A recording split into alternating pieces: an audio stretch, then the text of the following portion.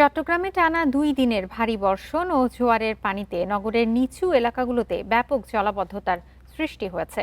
ভারী বর্ষণে নগরীর মুরাদপুর, বহদ্দারহাট, চকবাজার, কাপাসগোলা সহ বিভিন্ন সড়ক হাঁটু সমান পানিতে তলিয়ে যাওয়ায় যান চলাচল ও মানুষের স্বাভাবিক জনজীবন ব্যাহত হচ্ছে।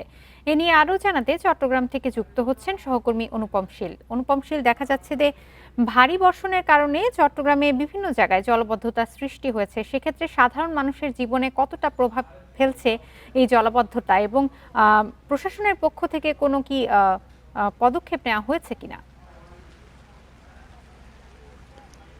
কেমন প্রভাব পড়েছে সেটি আসলে আমার পেছনের সড়কটি দেখলেই বুঝতে পারবেন।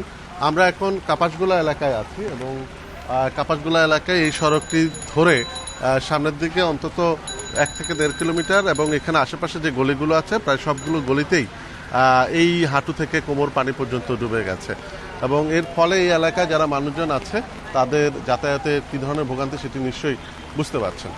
আর এখানে ভোগান্তি এখানে আসলে যান চলাচল অনেকটাই মানে কিছু সীমিত হয়ে গেছে। রিক্সা চলাচল করছে, সেক্ষেত্রে রিক্সা ভাড়াও অনেকটা বেড়ে গেছে এবং বৃষ্টির মধ্যে যারা অফিসগামী, স্কুল কলেজগামী শিক্ষার্থীরা আছেন তারা সবচেয়ে বেশি ভোগান্তিতে পড়েছেন। এই চট্টগ্রামের এই এলাকাটি ছাড়াও আমরা দেখেছি যে আগ্রাবাদের কিছু নিচু এলাকায় সেখানেও পানি উঠেছে, সেখানেও অফিসের যাতায়াতকারী লোকজন যারা আছেন তারা ভোগান্তিতে পড়েছে।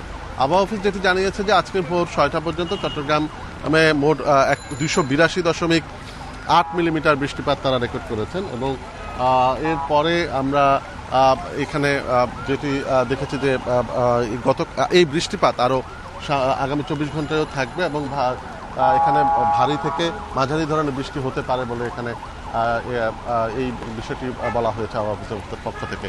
আমরা এখানে ঘটনাস্থলে দেখছি যে চট্টগ্রাম সিটি মেয়র তিনি পরিদর্শন করছেন এবং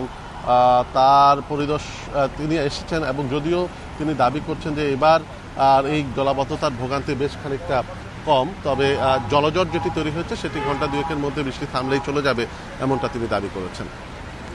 চট্টগ্রাম থেকে আবহাওয়া পরিস্থিতি নিয়ে জানাচ্ছিলেন সহকর্মী অনুপম শীল।